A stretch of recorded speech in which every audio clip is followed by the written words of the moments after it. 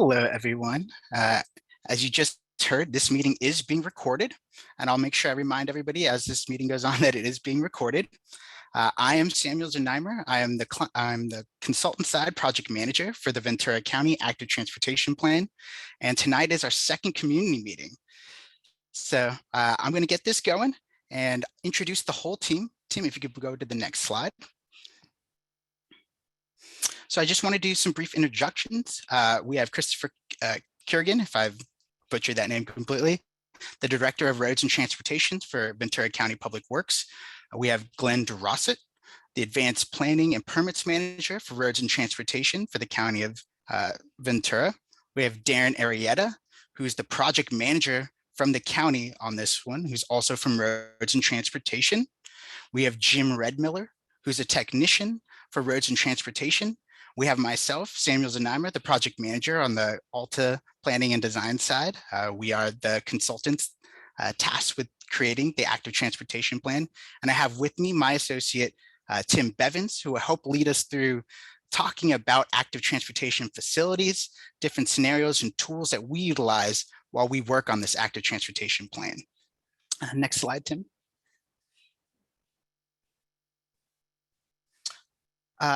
Obviously, we're in a Zoom meeting, so there are a couple things I want to go over as we go through this meeting, including not only the Zoom polls and tools that we have, but also we have this meeting in Spanish. So there is a Spanish channel, and I'll talk about that just shortly.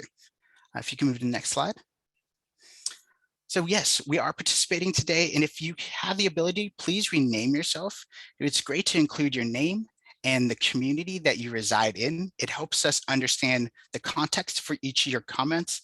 As we know, the county is wide and diverse, so understanding where you live and where you're coming from provides us a bit more context about the comments you're making and the suggestions you have. So it is really helpful, and you can do that within the chat. There is a chat function at the bottom of your screen where you can provide us with questions and comments throughout the meeting.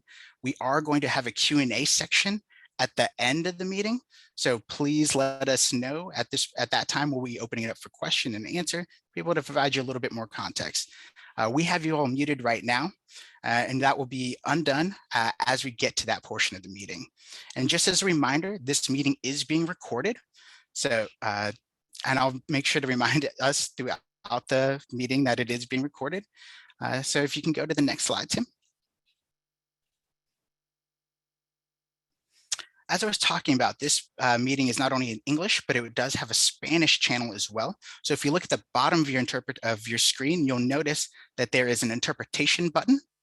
It's the global look-in one. You click on that and you click on the Spanish channel, and that will take you to the Spanish translation. So pause for a few seconds as we allow people to make the choice to move over to Spanish translation.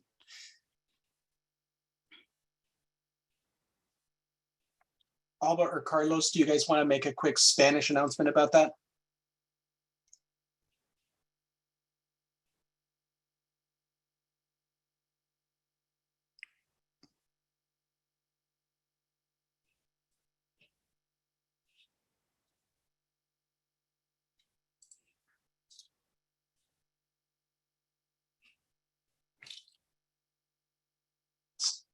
Robert's here. Okay, all right. Hang tight real quick, I'll be right back.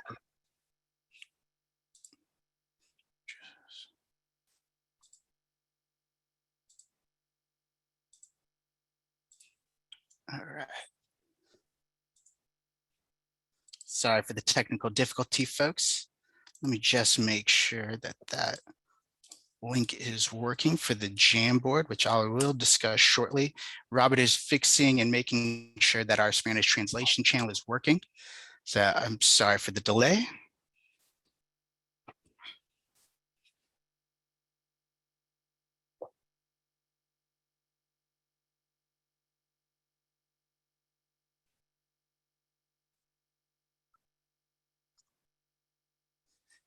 And thank you, everybody. I see some names changing, adding in which areas you guys are from. That is super helpful.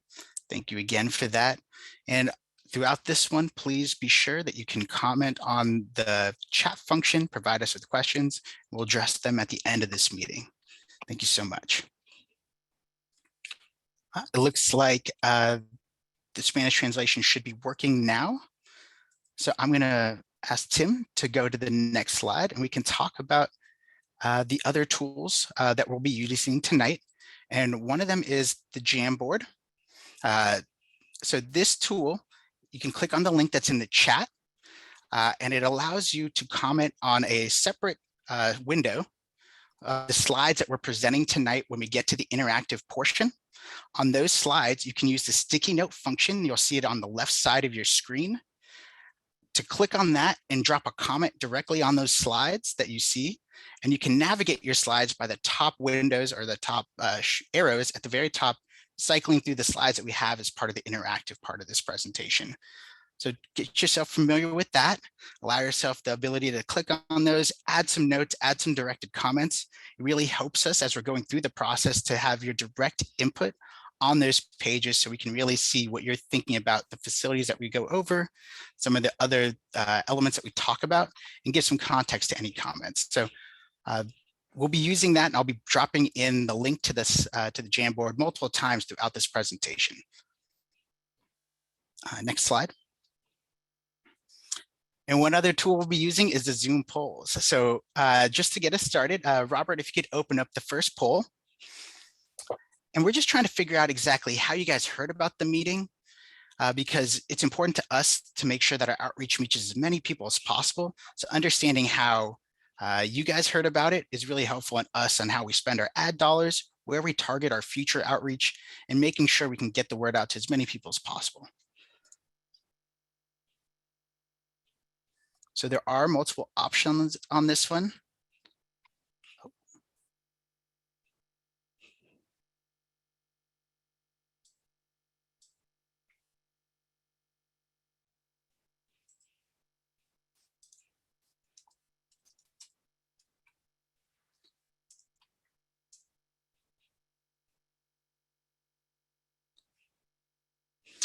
I'm just seeing there is, I'm sorry about this technical difficulty. I see the poll, but for some reason it's not showing up. There we go. It should be going now. Thank you. Okay, great.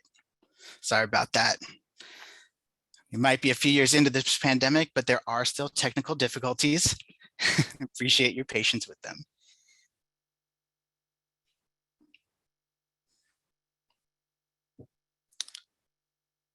It appears that the almighty email tool is still king when it comes to these things. Glad to see. All right. It looks like one of our classics, word of mouth, is also doing quite well.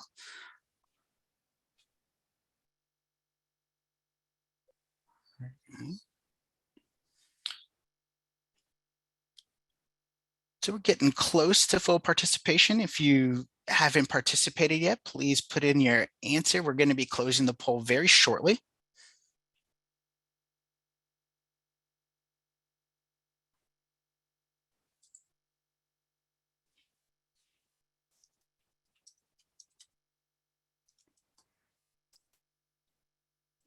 All right.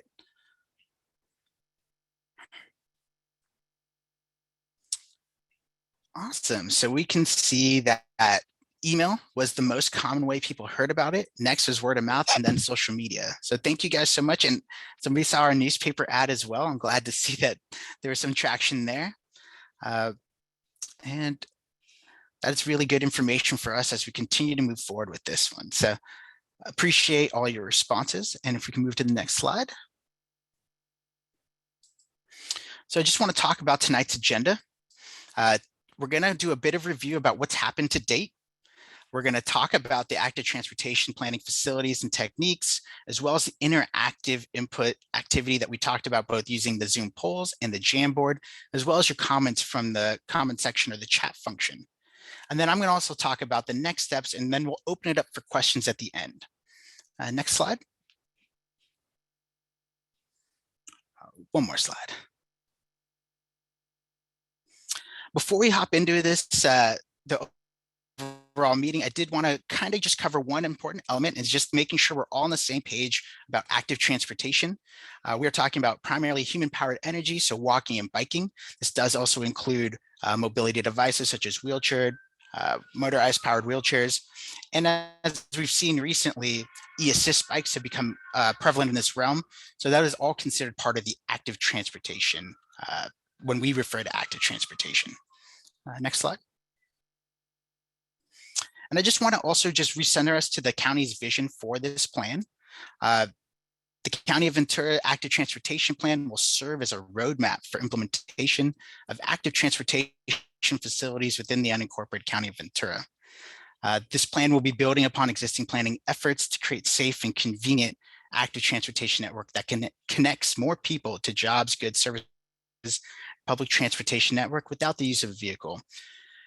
For us, what we're thinking about when we hear those words is that we want to make sure that this plan really connects people to jobs and is utilitarian in its focus. So that doesn't specifically mean no trails, but it does mean that we're focused on actually using transportation to complete a task or to go to the direct location you want to go to versus riding for fun or for pleasure, though that is definitely something we are planning for and thinking about while we do make our recommendations.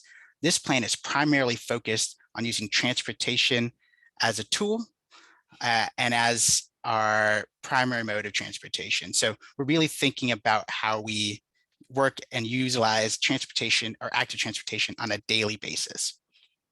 Next slide. And just looking overall at the project timeline, where we're at now, we are well along with our existing conditions review. We are in the midst of our public outreach. We are also starting to develop our recommendations and initial analysis and starting to refine how we're going to approach all the recommendations. And this is part of that refinement process, making sure that we understand what is going on and making sure we get the input in so that we can make our recommendations tailor-made to the community. At the heart of this plan, it is a community-driven plan. So we want to emphasize that we want to create a plan that produces what community members want to see in their own streets, how they want to utilize it. Because in the end, this plan is for your community, for you guys, for everybody here in Ventura. So we want to make sure that this plan represents you of Ventura County and making sure it represents each of the areas, the unique areas of Ventura County. Next slide. So I also want to kind of cover what have we been doing up to date. This is community meeting 2, so we've already had community meeting number 1. We've had multiple community advisory committee meetings, and these are members of your community. These are stakeholders. These are people who work, live, and use active transportation daily as part of their trips. And these are also people who live in the community and want to make active transportation more prevalent.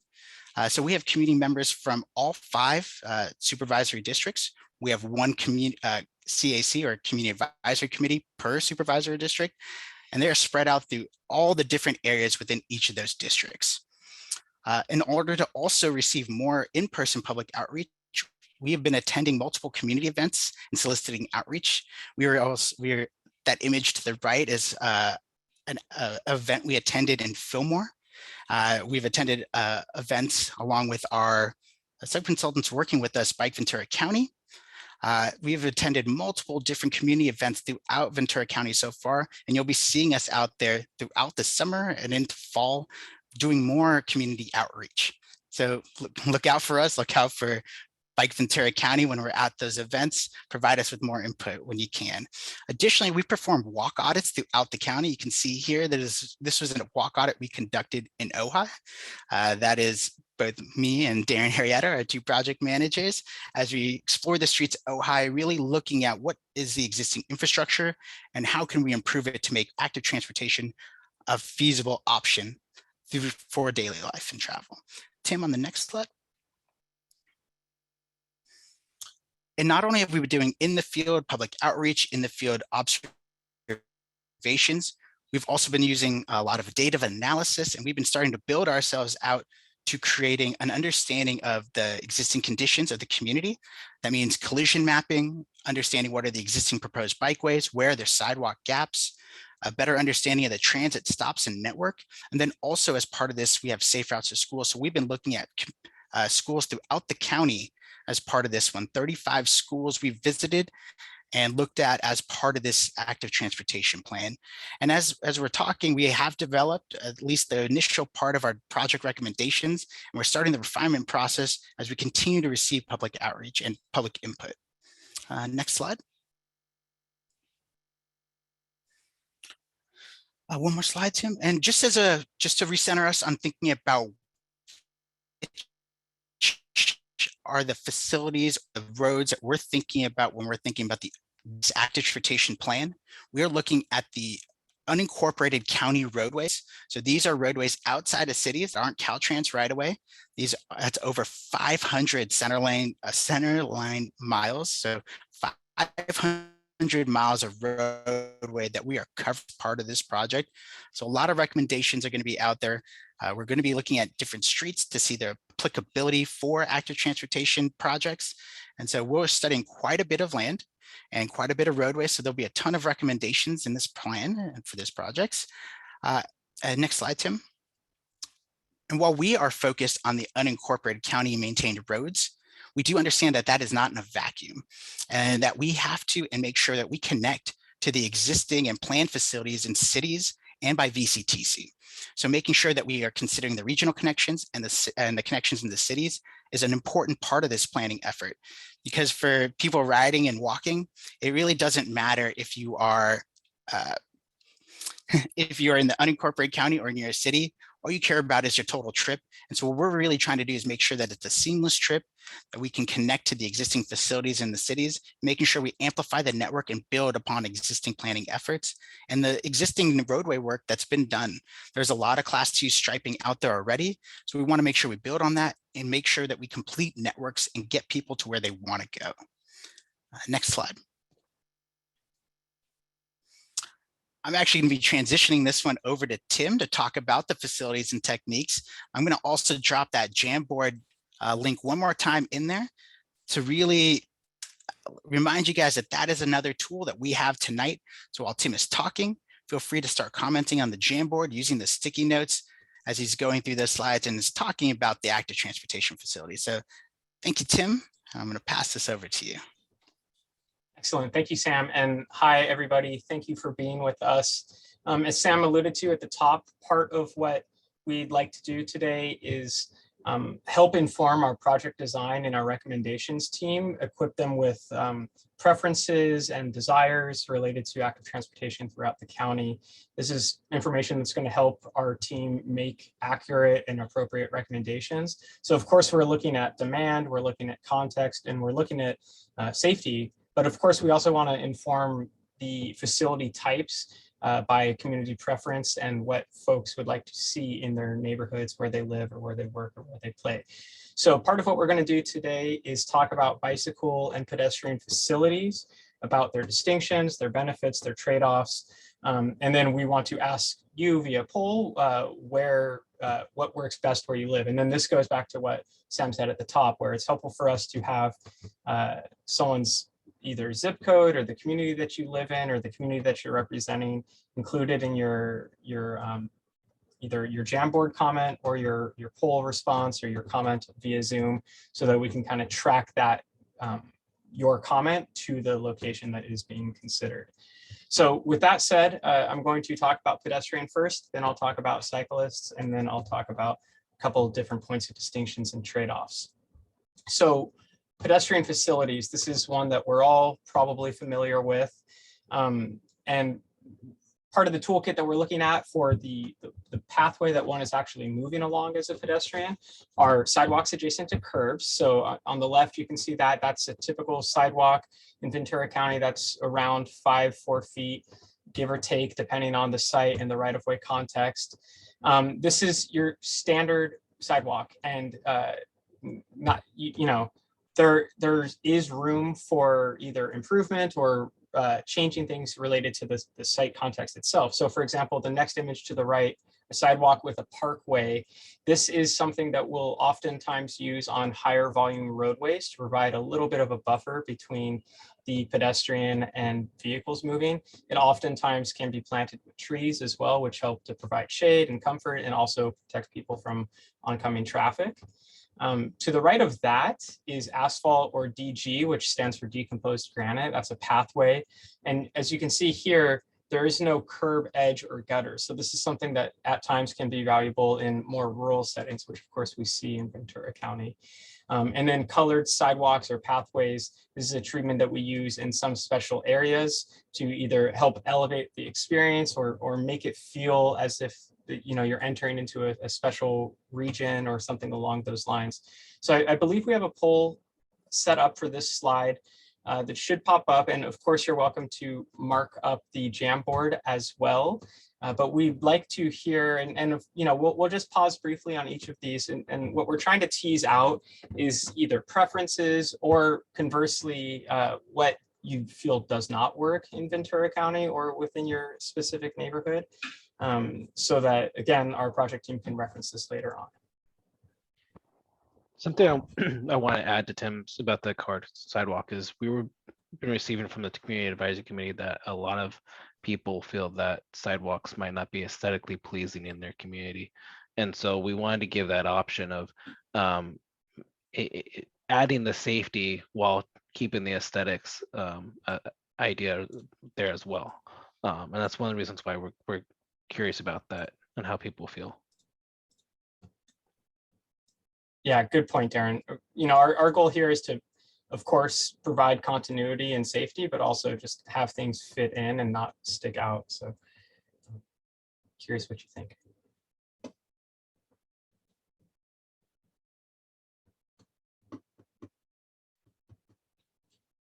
Okay, the poll's been up for a minute. I'm going to give it till a minute 30, so just about 15 more seconds or so. And we will move on to the next, and I'll speak while we're waiting too. So this next slide is about crossing facilities for pedestrians. And we'll talk about what some of the preferences are there and what the benefits are. So I'm going to stop. Oh wait, did we already flip this over? Okay, so people can see now, see the responses. And so sidewalk with parkway is getting the majority. Interestingly, no sidewalk was not selected. So we can see that there is some, desire in space potentially for perhaps treatments that are a little bit lighter touch in rural areas, or full sidewalk, but of course we'll be pouring through the project notes or the comment notes. So I'm going to go to our next slide here, which is on crossing facilities. And we'll do the same thing. So we'll launch a poll in a moment and talk about these three different types of facilities. So curb extensions, as you can see on the left-hand side, curb extensions will both shorten the crossing distance for a pedestrian, of course, right? You're bringing the curb into the roadway. And while doing that, it helps slow down vehicular traffic. It also provides, as you can see here, an opportunity for on-street parking to mix with a pedestrian-friendly environment. So you can kind of, at times, have the best of both worlds. When used at intersections rather than mid-block, it allows, or it provides an opportunity for slowing traffic as they come around a right-hand turn, which oftentimes can be a dangerous position as a pedestrian. So curb extensions are very useful, and they also allow an opportunity to cross mid-block, which from a pedestrian's perspective, 500 feet, 600 feet, 1,000 feet is a significant barrier. And as a result, oftentimes people will run across the street at an unmarked crossing. Whereas in a vehicle, 500 feet, 1,000 feet, you don't even notice that. So again, we're trying to focus our efforts on increasing and making the pedestrian experience as comfortable as it might be for someone in a private automobile. To the right of that, pedestrian refuge islands. Again, something to provide safety and comfort to folks. Oftentimes we'll use this on larger or wider streets so that you can literally catch your breath, or if you're using a mobility device or you're just a slow walker or you have young kids and the street is wide and either you don't think that you'll be able to make it during that phase, the crossing phase for a pedestrian, or you simply just want to take a break. This provides you the opportunity to do so. It's kind of like a safety place in the middle of the roadway. And then to the right of that are enhanced crosswalks. So enhanced crosswalks, it's in the name. We use all sorts of techniques, but at the end of the day, you can think about it as increasing the visibility of the roadway markings to call attention to the fact that there are people on the roadway. So that can be filling in the stripes, as you can see here. So we have this kind of ladder marking, doing it in bright yellow, oftentimes in California is associated with being near a school. And so we'll use those types of markings to just, again, call attention to the fact that a vehicle is approaching an intersection and that they should expect pedestrians in it. So we're going to launch another poll here. Sorry, Tim, the poll will Yeah, be yeah, no, in a couple I'm of slides. realizing that like a moment after I said that. So I'm going to keep going. Apologies. And we'll have a poll in a moment. More crossing treatments. There we go. So rectangular rapid flashing beacons, or RRFBs, and high intensity activated crosswalks, or HAWKs. These are two different treatments accomplishing more or less the same goal. And the same goal here is alerting vehicle motorists from further away, presumably at a higher speed, that there are pedestrians upcoming in their pathway. And rectangular rapid flashing beacons, and typically HAWKs as well, are pedestrian actuated. So you'll see like here is a button right here to turn that on, and it starts flashing these lights. These are reflective signage in the roadway. Here you can see some high visibility markings in the road complementing the RRFB up here.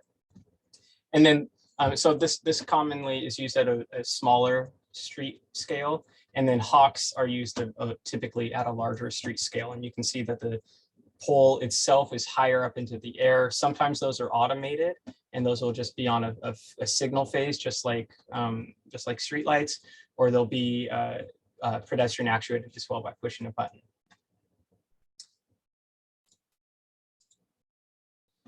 And then finally, from a pedestrian amenities perspective, making the experience of being a pedestrian comfortable and inviting, and hopefully fun and engaging.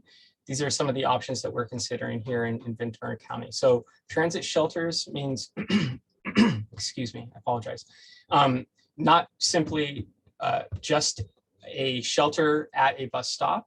Of course, we're considering that, but also looking at improving existing facilities, bus stop facilities. And so sometimes that might be at a very highly used bus stop or a transit shelter of any kind, so that it has either more capacity, more seating, perhaps shade, or whatever else it might be, information, live information about when the next bus might be coming.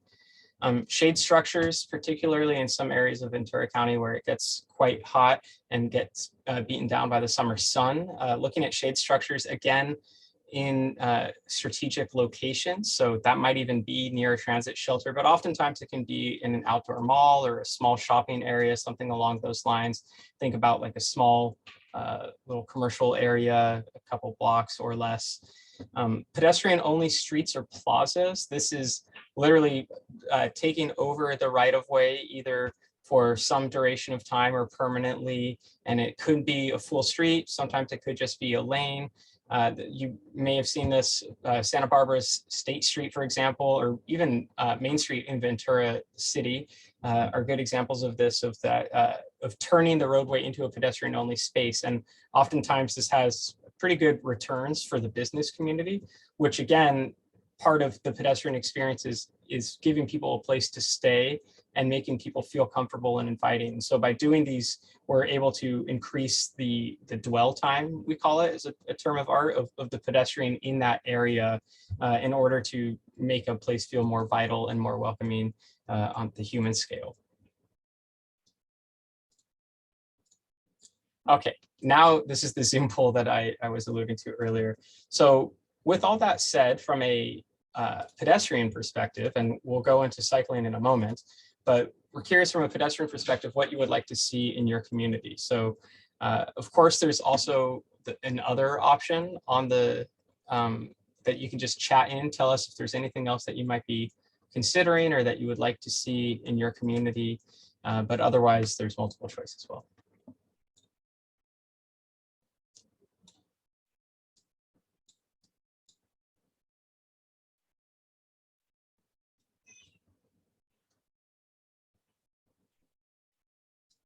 Okay, seeing some answers coming in. Thank you for that. We're about 45 seconds in, so I'll give it another 45 and then we will move on to bicycle facilities.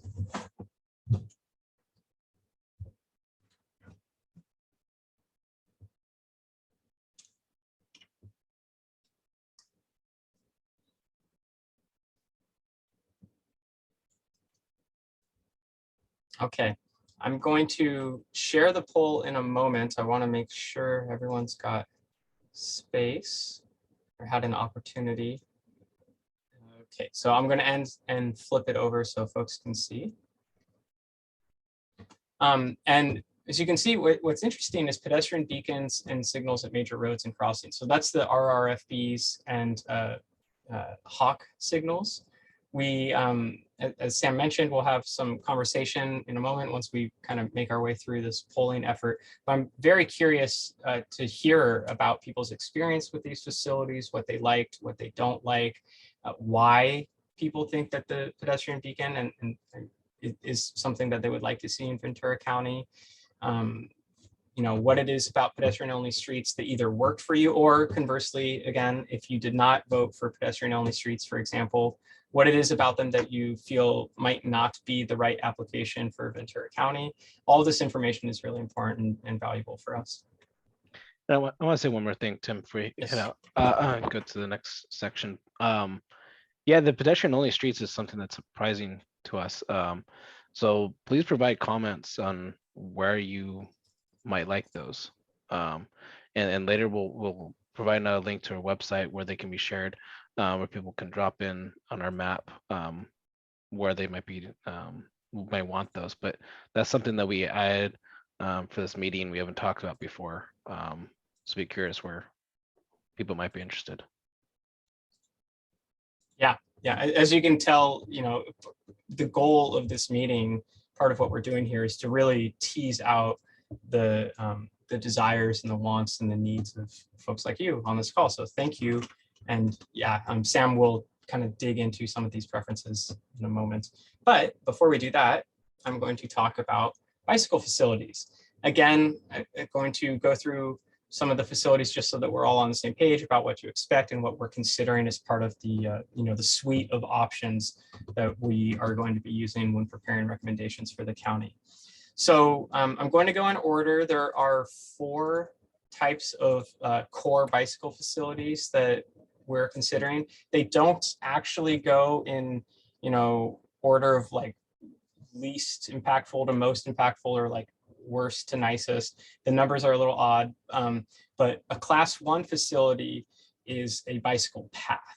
And the word path, like the easiest way to think about this is a bicycle freeway. That analogy seems to work the best. And in the sense that it's an exclusive right of way, just like on a freeway, and it's just for bicyclists and pedestrians. Sometimes it can be a shared use facility. Sometimes it can be just for bicyclists. But the intent here is that it minimizes not just like a path through for the cyclist, but also driveways, crossings, intersections, everything of that nature, so that cyclist has the ability to just focus on the pathway ahead of them, feel safe, and get to their destination quickly.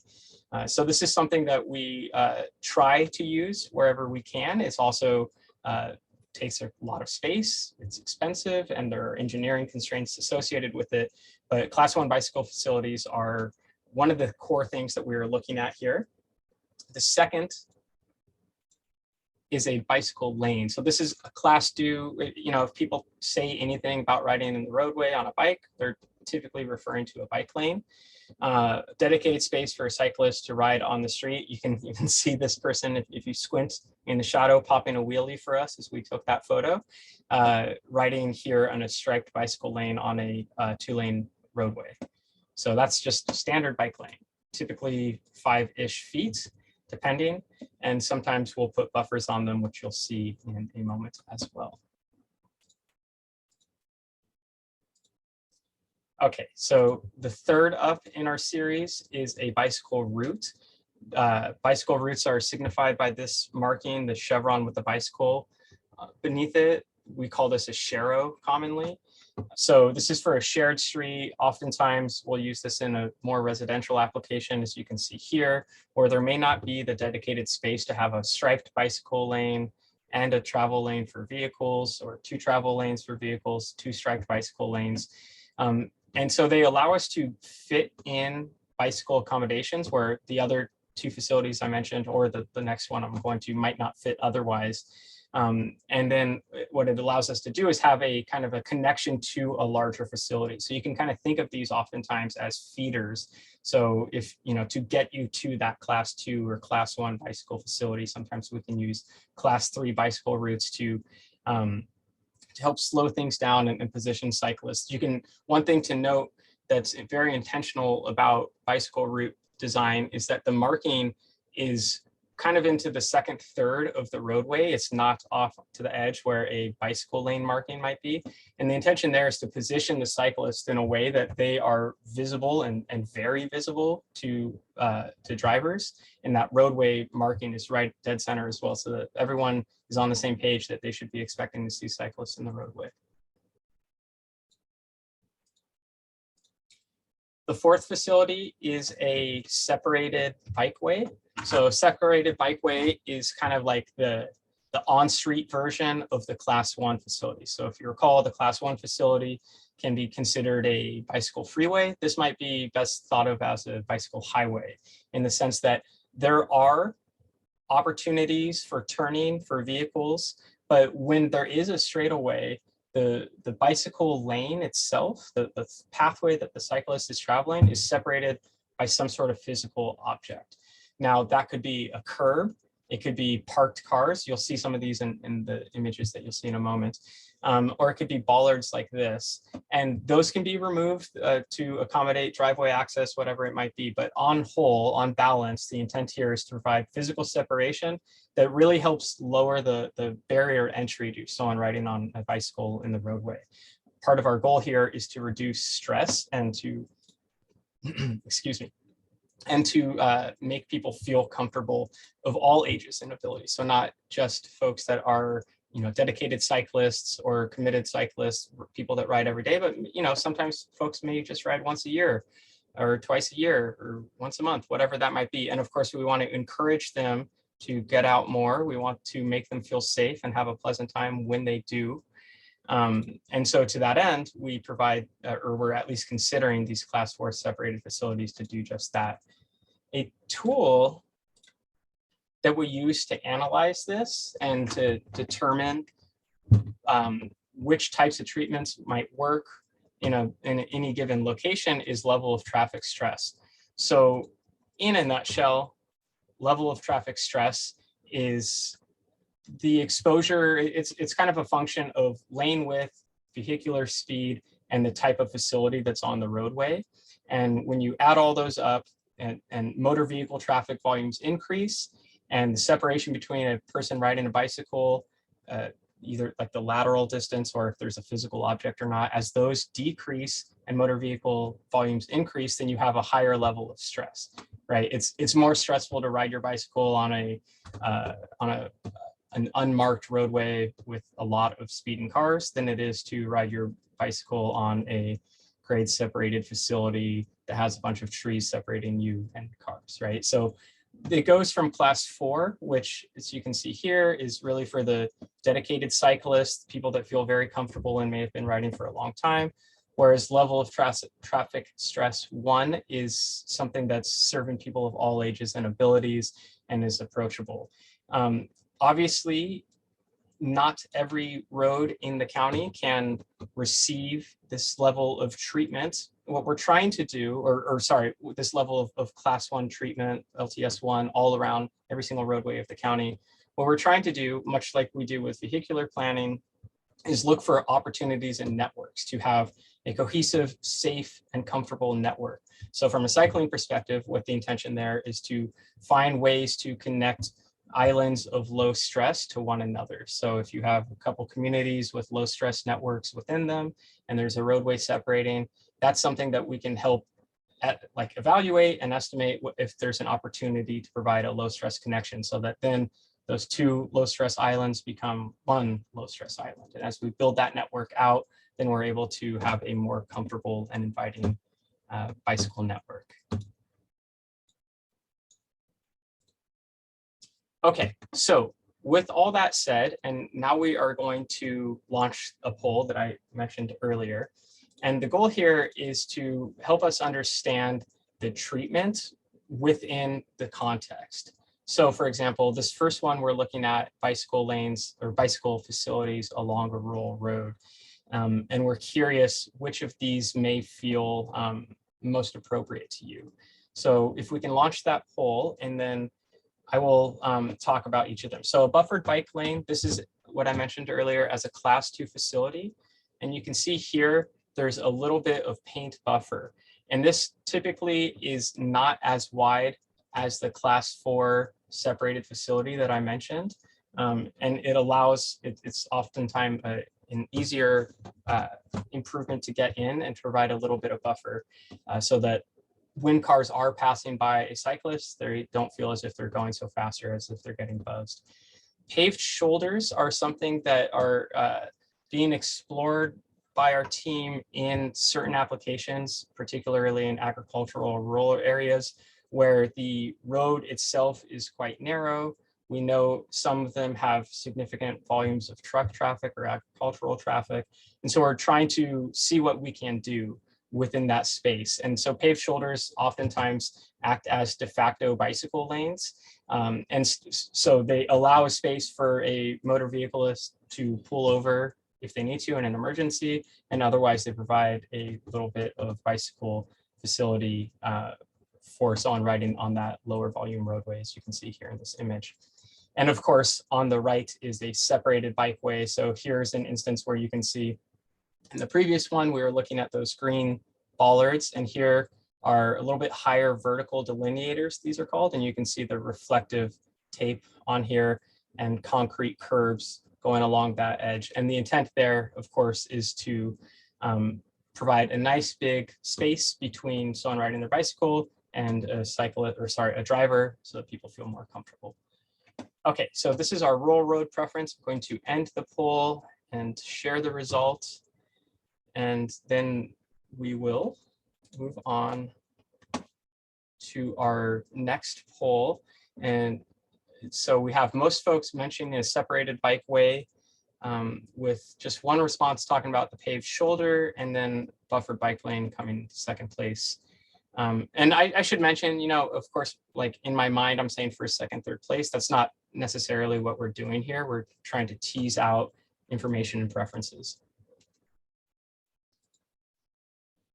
Okay, so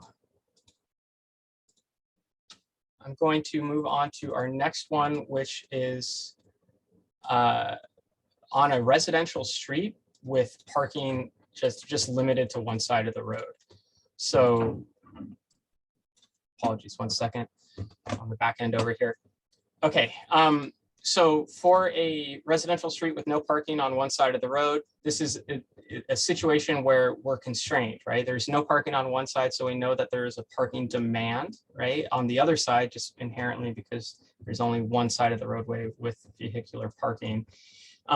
And many roadways within Ventura County could add a dedicated bicycle facility. As you can see here, you know, this image here is in Ventura County, as are some of the others. And to do so may need to take parking or pedestrian space or reduce travel lanes for vehicles as they move through. So this is something that we're trying to see, well, what is the interest or level of tolerance for adding these types of facilities within residential streets that do not have parking. So again, we will present a slide in a moment, and you can see class 2 bicycle lane. This is class 2B, so just a class 2 bike lane with, you know, about 3 feet of buffered space, and then a separated bikeway, which would be the class 4 option. So I believe we have a slide for this one as well, or sorry, a poll for this one. Excellent, thank you. And while people are voting on that, I'll just queue up the next one, which is for a residential road, but we're going to be looking at connecting to a school. So there's a couple different options that we're considering in those instances. And as Sam alluded to at the beginning of this, we've been really focused on schools in the county and looking at connections to and from and seeing what types of safety improvements we can make there. So before I get to schools, however, I'm going to end the poll and flip it over so that everyone can see.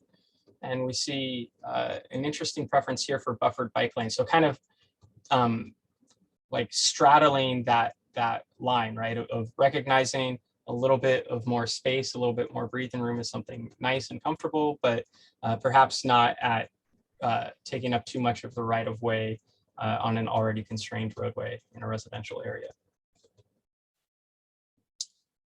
Okay. So now we'll look at that school context. So a residential road connecting to a school.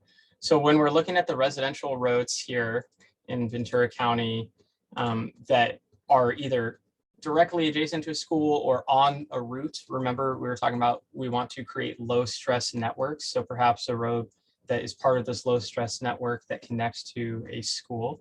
Of course, there's bicycle lanes, class 2 bicycle lanes. Class 3 bicycle routes on the right-hand side, which we mentioned, are oftentimes useful in smaller or more narrow streets, which oftentimes can be the ones that have schools on them. The one in the center that I'd like to call your attention to is called a chicane, bike route with traffic calming. So at the end of the day, what this is introducing some sort of physical object. As what you can see here is there's a little bulb in the curb with some planting. There's another small planted median in the roadway, and then another bulb, if you can see that distinction here with my mouse, on the other way. And what that allows for is a pretty simple pass-through for the cyclist, and fairly speaking, a pretty simple pass-through for a person driving a vehicle as well, but just enough to slow someone down with a gentle curve to both literally slow the vehicle down, but call attention to the roadway and keep heads up, eyes up, so that people are focusing on the roadway in an area where we know that we have either an increased number of cyclists or perhaps there's a constraint and we need to just make certain that people have their eyes on the roadway in that area. So we're going to launch a poll here. This is for preferences for residential roads connecting to schools. And again, it's important to consider that the bicycle lane option typically has the least amount of impact on the roadway, of a constrained roadway, whereas the bicycle route, the bicycle route, the street basically stays the same and there's that market in the middle. But the bike route with traffic calming is going to take up more of the roadway within that residential context.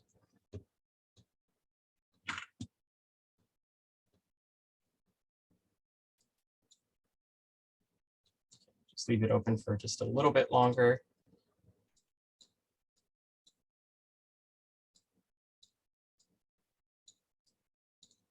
And then our final one, we're going to look at urban roadways, urban context. So give it just 10 more seconds and then we'll stop the poll and flip it over so everyone can see the results.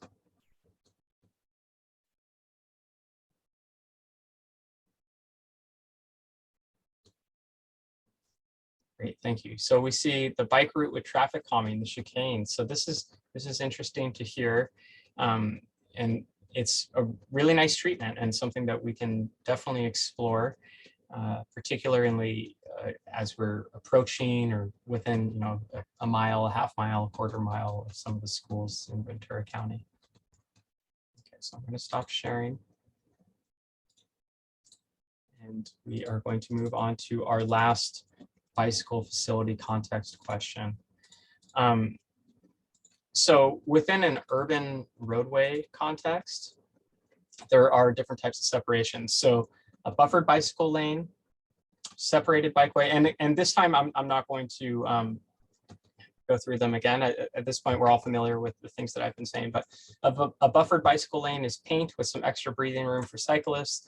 Separated bikeway, here you can see a curb treatment, a concrete treatment, as opposed to some of those vertical posts.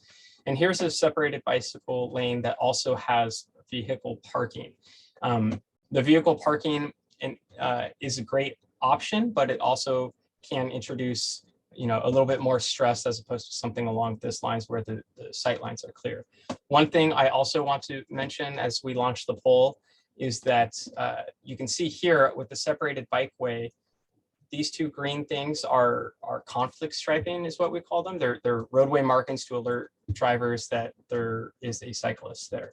So you can see a driveway here and these two conflict stripes to allow a vehicle making a right-hand turn again, or exiting the driveway, just giving them the heads up again that this is a shared space with cyclists. So if we can launch the poll for this one as well. Excellent, thank you.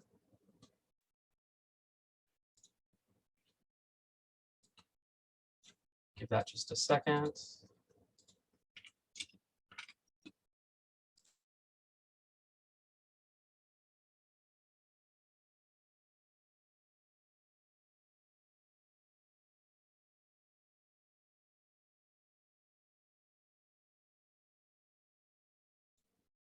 Okay, just a couple more seconds. Thank you everyone for filling this in so far. Give it 10 more seconds.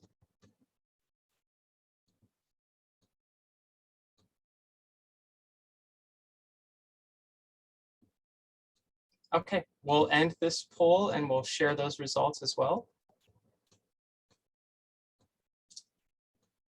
Okay, and so we see for the urban context that there's a preference for the separated bikeway with some sort of parking protection. So recognizing the need to provide services for people driving cars, for people riding a bicycle, the separated bikeway seems to be the preferred option. And of course, we'll explore buffers and standard separated bikeways as well. So with that, I'm going to, one, say thank you for your attention and playing along.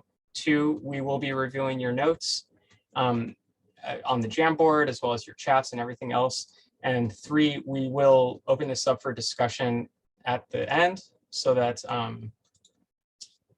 people can see, or so people can expand upon why they chose some of those options. But we'd like to make our way through the remainder of the presentation prior to doing so, just so that we can have a focused back and forth dialogue in a moment.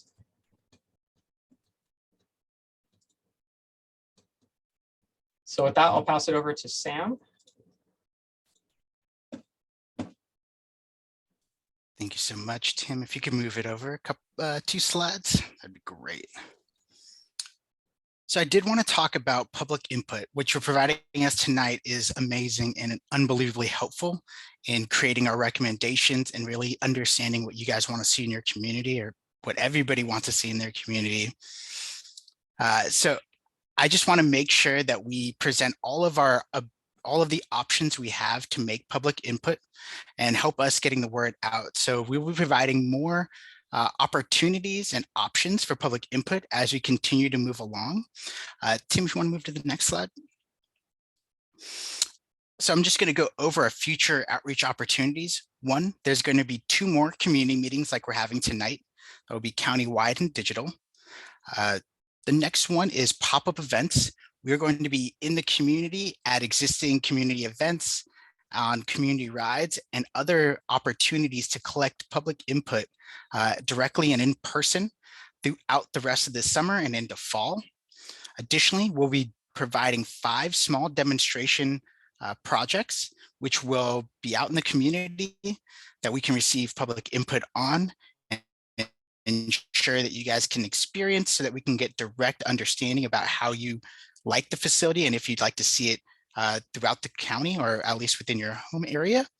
Additionally, there will be more community advisory committee meetings. We have a community advisory per supervisory district.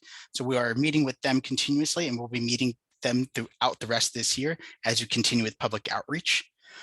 There will be additional public surveys. So we have one community survey on the on the project website currently, and it's also been administered in person at various public outreach events, and we've gotten a lot of feedback from it.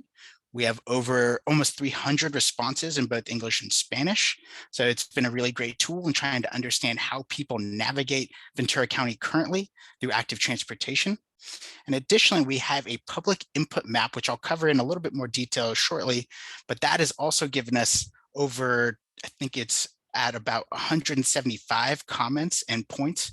So we are starting to build up a big swath of different elements of public input that is really starting to paint the picture of what Ventura County is, the unincorporated communities have, and what they'd like to see. And I just saw a question in there. Yes, it is one per supervisory district at this point. We need to definitely look through and figure out exactly where they'll be put in place. That hasn't been determined yet. Next slide. So one thing I did want to highlight was our project website. This website, as you can see the address here, it is also accessible if you do type in Ventura County Active Transportation Plan on Google. It is one of the first ones that pops up, but you'll see it. You'll see the little cut for this page, and it is where we house so much of our information for this project. Not only are these community meetings up in perpetuity on that site while it's still active, we'll be releasing other documents related to the Active Transportation Plan on that website. That is where you'll find our community surveys, the digital version of them. Additionally, that is where you'll find out about upcoming meetings. You'll find out about information about past meetings. So that is a great resource and a tool. And it also houses our public input map, which you can use to provide us geolocated information and recommendations and comments, so we can really get a feel for exactly where you'd like to see active transportation, where you have issues and challenges, and really gives us a point of reference as we're continuing to develop and revise our recommendations. Next slide.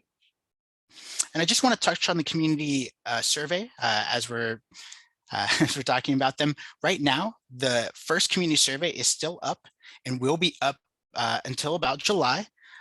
In July, we'll be phasing ourselves into the next survey, which will be more aligned with what we kind of covered tonight, where we're really looking at preferences in terms of design and what you want to see on your streets with a more context-sensitive approach and understanding, so you guys can really comment and provide us additional context that we might not have received tonight, or that you can now provide out to other community members so they can provide us with similar information, so we can really build up our understanding about what you as a community want to see in Ventura County. Next slide, Tim. And as I was talking about our public input map, this is essentially a screenshot from the existing public input map, and you can see all of the different comments we're receiving. So we want to make sure that your voices are heard. So please go to that website and go to that mapping tool to provide your input. There are multiple functions that you can utilize while you're on the website, on that public input mapping tool. You can click create points. You can create your own routes. You can see different information by changing the layers. So there are a lot of different abilities on this map that no other tool that we have in our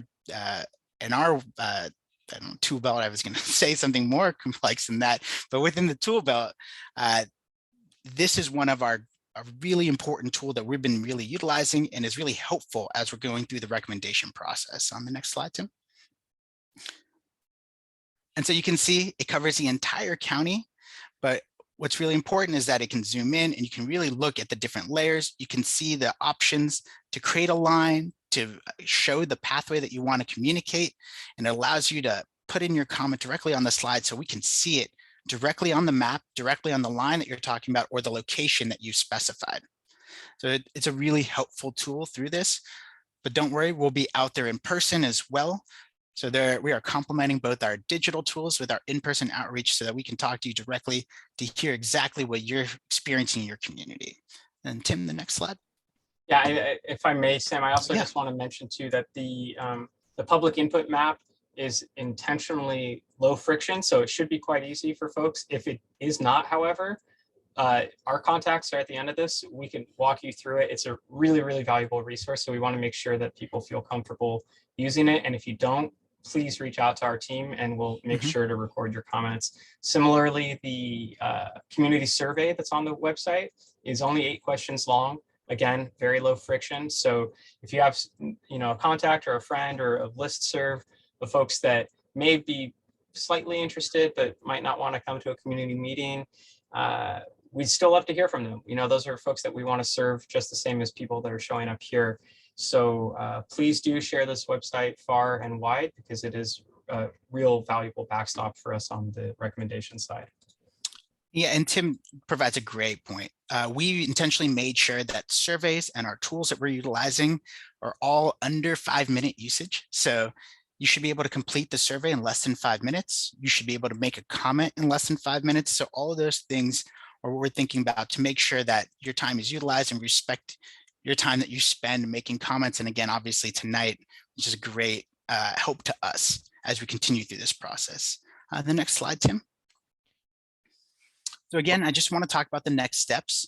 As I talked about, we are in the phase of project recommendations, not only developing them, but also refining them as we continue to hear input and we continue to do data analysis that helps provide us a lens in not only the digital understanding of numbers and statistics, but more importantly, your input to help us create that community-driven plan that we really want to make for the community of Ventura.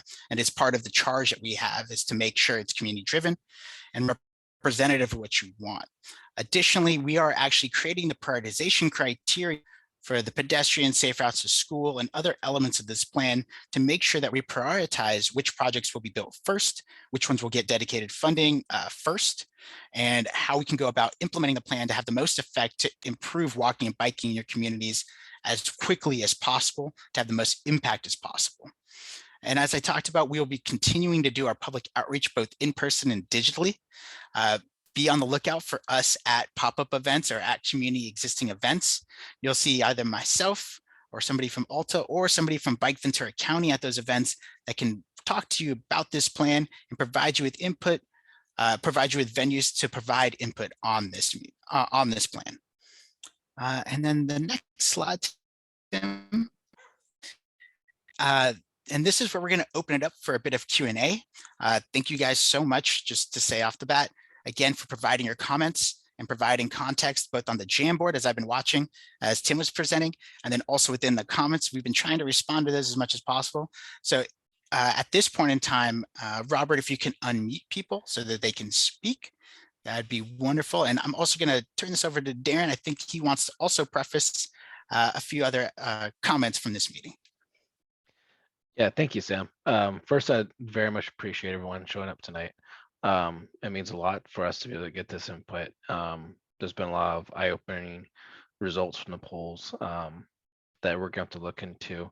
And we, like I said before, we're really interested in some of the stuff that where would people would like those. People commented where they would not want them as well. So feel free to make those comments. Both are valuable. To address some of the comments that have been in the board that you're able to provide comments in. Our website is English and Spanish friendly.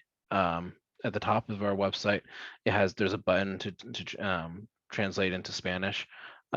We constantly have someone monitoring that to make sure that the Spanish translation is accurate as best as possible. We understand that there are a lot of disadvantaged communities that don't have access to the internet.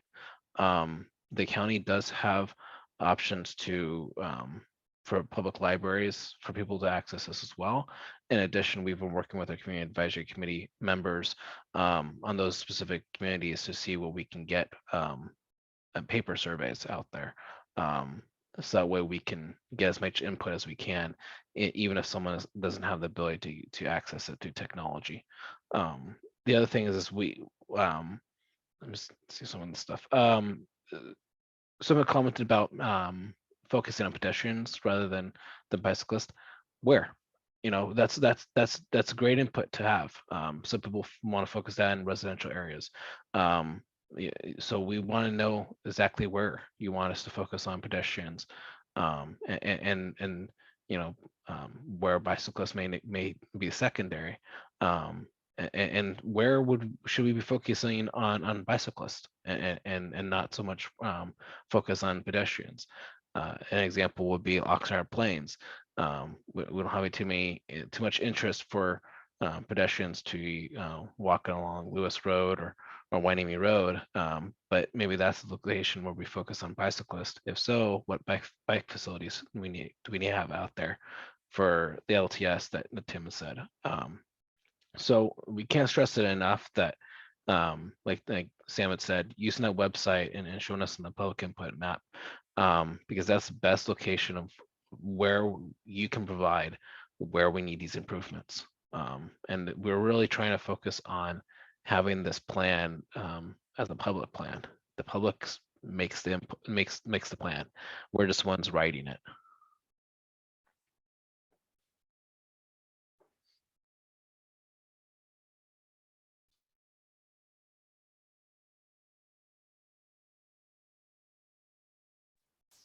I think Sam is going to open up to questions then.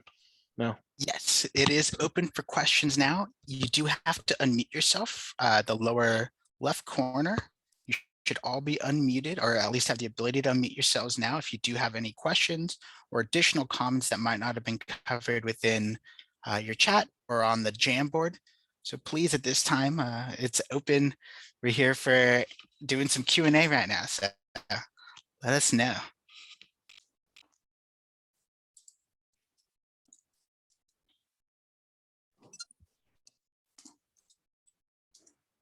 Hello, I have a question.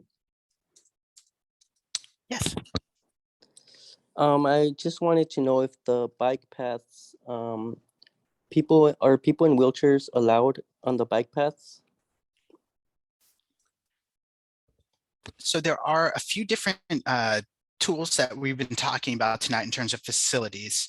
On bike pass or the separate or on the class 1 facility bike pass, wheelchairs are allowed to be on those pathways. In terms of class 3 bike routes, no, they should not be in the roadway unless there is no other option. If my understanding is correct about that, though, I do have to look into vehicle code specifically or CVC code for that one, because that don't address that too often. Darren, you might know that question, but I do need to look into that one a little bit more specifically about how wheelchairs can be on the road, considering different dynamics of roadways. Yeah, what Sam was alluding to with the bike path or class 1 bike path, sometimes it's called a multi-use path, a multi-use trail. And the reason why it's called multi is because bikes, peds, and people who are disabled can all use the facility. Sometimes the facilities aren't designed wide enough to accommodate all users at one time. So we hope that people can be appropriate when different users are on it. However, the county, we also recognize that some locations might have a higher pedestrian volume than bicycle volume, which means we'll want to look into what would be appropriate width for those. We may not want to go with the minimum width. We want to make it a little bit wider so then we can accommodate both directions and multi users. As far as pedestrians walking down the middle of the road, it's not the safest location for pedestrians to be. And so the county is trying to recognize the priority locations of where we need to try to get funding to improve those. One of the locations that we recently got awarded for was El Rio, where pedestrians were walking in the middle of the road because the shoulder is dirt. So during rain season and stuff like that, they'd walk on the pavement. And we got $7 million or close to $7 million in funding to provide sidewalks for that community. So as far as what the vehicle code says, I don't assume that an officer is going to arrest someone for or ticket someone for walking down the road if that's the only option they have, but that's not the option we want them to have. We want them to have a safer option.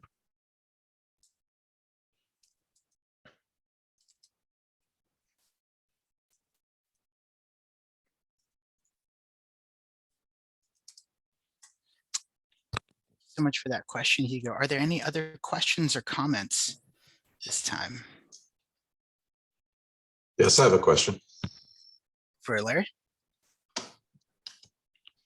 Yes, just something I was wondering in my travels. I was in Oakland and I was riding on the bike path in downtown Oakland.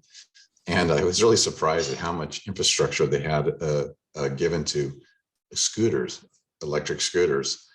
And I thought in this planning that we're doing, and then this whole new era of e-bikes and all this, and just kind of curious, how does this impact it? And again, I know it's, it's what's going on now is the more straightforward stuff, but I guess it's on my mind, these other modes of traffic. And I know the last person who was talking about the wheelchair access, it triggered me to think about how do we process these new forms of multimodal solutions. Yeah, that's a multi-layered question, as there are quite a bit of context to it. There is a conversation in terms of guidance for shared use paths about how fast or which types of e-bikes are allowed on them. There are 3 classifications, and the fastest speed e-bikes are not allowed on shared use paths and only within the roadway due to the high speeds they have. And those ones actually aren't typically even human powered. Those ones are almost moped level of e-bikes. Those ones are not allowed on shared use paths and would only be allowed on the roadway. In terms of dedicating specific infrastructure to e-vehicles, the way that we've been approaching it as part of this one is really looking at the existing right-of-way and how they can fit into bike lanes, buffered bike lanes, and potentially into class 4 bikeways if we are having them wide enough. I do believe that additional study is required to ensure that we are looking at the WISP, and as more guidance is developed regarding these electric vehicles, they aren't. I think we're seeing it both from the state and the federal government about what they'd like to see us do and what guidance they provide us. The county will have their own standards that they will be reviewing and approving and updating as part of this process. So those may speak to what is allowed within some of those specific designs in terms of class 2 bikeways or bike lanes, or in class 4 bikeways. But in general, depending on the classification of your e-vehicle, they are already allowed on shared use paths, as Darren talked about previously. But there are locations that definitely regulate the speeds that they travel, or at least post speed limits. So these are all contexts that we have to consider. But at this point in time, we're really thinking about the on-street roadway elements of this plan, and they are allowed to be on street. So we are designing our networks to think about them and accommodate them. Additionally, what we're seeing with e-bikes are people are able to travel further. So that is also something that I think is very advantageous for the county of Ventura, because it is so large and it is so diverse, and there are a lot of nodes that people have to connect to. So I think the advantage that e-bikes do provide in terms of how much effort you have to put in and how far you can travel is only a really good thing for the biking infrastructure and ensuring that people can get to their destinations via active transportation. But we do want to make sure everyone is safe, and the speed differentials that are generated at times from e-assist bikes can be great. So we want to make sure we're really thinking about that as we continue to move forward with policies and programs that will also be part of this active transportation plan. And to add to that a little bit more, and this will address different modes of transportation other than vehicles, pedestrians, or walking or wheelchairs. If there's communities that use other modes of transportation or want to keep other modes, for instance, we have a lot of equestrian areas. We want to know that and to make sure that we're not taking away anything from somebody. There's communities that have spoken up that they're high equestrian areas, and so we've addressed that. We want to make sure that most vulnerable users are safe, but we're also taking consideration that we don't want to necessarily take something that they aren't currently have. Sam, Daryl. Hi, this is John Sonatl. My name, again, is John Sonatl. I'm a retired bicycle coordinator from Caltrans. Prior to retirement, I worked up in District 6 in the Fresno area. And I was one of the group of teams that worked on the Class 4 bikeways. And I just have something to refresh everybody's mind. I noticed that most people chose the parking protected option. It's not the best option. Here's the reason. If you're allowing parking, you can also allow trucks to park and vans to park. So let's say you're approaching an intersection, and there's 3 or 4 vans parked in the parking protected area, and they completely hide bikes. So parking protected is okay, maybe mid-block, but I would not have parking protected for about 200-300 feet prior to an intersection, so the bikes can be seen when they're proceeding along the right-hand curb. And so otherwise they're going to pop out from behind the vans, trucks, box trucks, whatever you want to, figure the worst case scenario, 4 or 5 box trucks completely hiding the bikes, and they pop out just before the intersection. There's a car that wants to turn right, and the bikes pop out from behind the trucks, and you're not looking at a very good situation. And then Larry, I just sent you an email about an hour ago. You probably will see it concerning a potential bike lane on PCH between Malibu and the county line. I'm setting up a kind of a working group to work with Caltrans. So I just sent it to you maybe an hour or so ago. And that's it. Otherwise, guys, I've been working with Alta for about 15 years, so you guys are tops. Glad you're on this project. Thank you very much, John, and thank you for that input. That is something that I personally never thought of. But yeah, you definitely have a point. I mean, just like any intersection, that's the conflict points, and making sure there's clear visibility before the conflict point occurs is important. Yeah, and this is also something that we touched on briefly, but I'll go into a little bit more depth. When we're talking about class 4 separate bikeway facilities, it is really important that we do have to consider some design and engineering elements that are going to go into those facilities that may not have to be done for some of the class 2 facilities, which are going to be easily visible. They don't have as much impact. They won't affect stormwater. They won't affect drainage. Class 4 facilities can affect all of those depending on exactly what tools are being utilized and exactly what is the buffer set in between. So there is a lot of different types of separated bikeways as well. And how we do those types and the design that goes in them is one of the other tools that makes it a little bit harder and definitely more expensive when we're talking about class 4 bikeways. And there definitely have to be more thought through, because there are impacts, both intended, unintended, with class 4 bikeways that might not be as prevalent with some of the other bikeway facilities we're talking about. So they do require additional vetting, they require additional engineering, and they do require additional look to make sure we can deal with challenges that John is talking about and real issues in terms of safety. Every tool has their use, but every tool may have their shortcomings as well. So it is really important we consider that.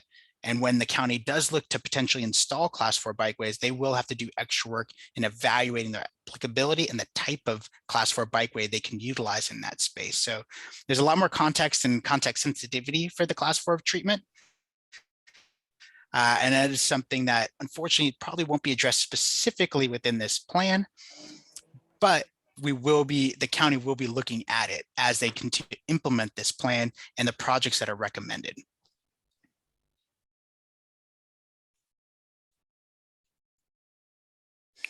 Let's see. Tim has responded to a few more questions that we've been seeing in the chat itself. But again, I'd like to open this up to everyone. If there are additional comments or questions, please let us know. To be clear, I was just copy pasting some comments that were accidentally sent just to me. So this is for the group's benefit to see those comments and respond to if they'd like.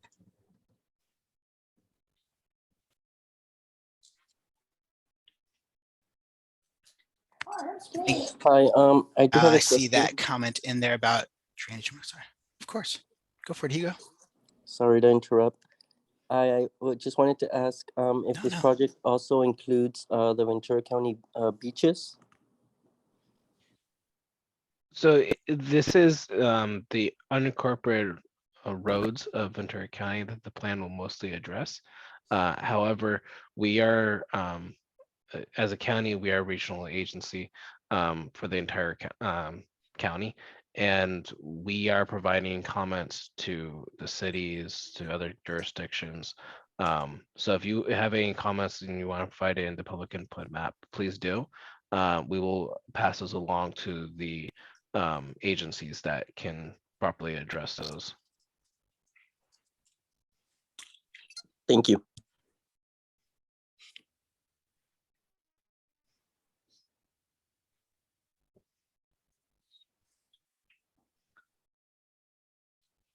Again, well, we're definitely here until we get, oh, there we go, Terry. Let's see, I'm unmuted, yes. Yes. Ideas, I am a big supporter of pedestrian malls. Is that the right phrase for what we've done to Main Street? Is there a way Pedestrian or pedestrian pedestrian exclusive street? explicit, because okay. We call them pedestrian plazas. Yeah. It's easy for cyclists to travel through those areas at times when there are fewer people, and of course the needs of pedestrians come first. But is there a way to put some kind of marking in a street that so is somewhat understood that they might have multi-use functions? My point's clear. Yeah, no, Terry, definitely. And yet, in the Santa Barbara example, I know you couldn't see it there potentially from that one, but they do have green striped bike lanes in the middle of some of their roads that have the pedestrian only plazas. So literally the bikes and scooters that I saw when I was up in Santa Barbara were designed to go right down the center. So it showed a clear separation and that there were cyclists going right through that pedestrian only street. So it was really more of an active transportation plaza where they had businesses still had their restaurants on the side. There was a lot of people still walking and cyclists were directed to go directly down the middle of the roadway. So there can be ways to design them to really clearly identify where to expect cyclists and that cyclists can be directed very clearly to make sure that we have limit those potential conflicts. If I fear that if we don't find a way to address those conflicts, that's asking for a disaster between the two factions, and we want to find a smooth way to accommodate both. Definitely. Thank you so much, Terry. Mm-hmm.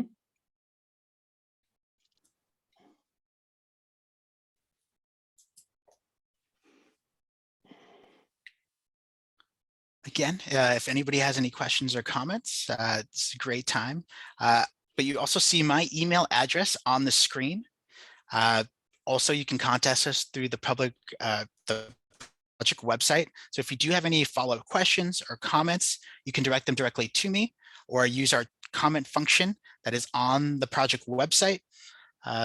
So please let me know if you have any questions, concerns, comments. Again, if you are having any challenges using the public input map or survey, please also reach out to me so I can help address those.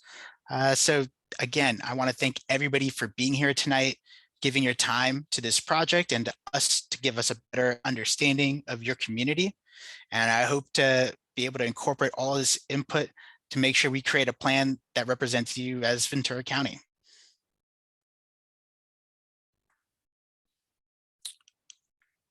I think that might be everything. So Robert, if you would like to end the recording, I'm going to end the meeting now. So again, thank you so much and look forward to hearing from all of you.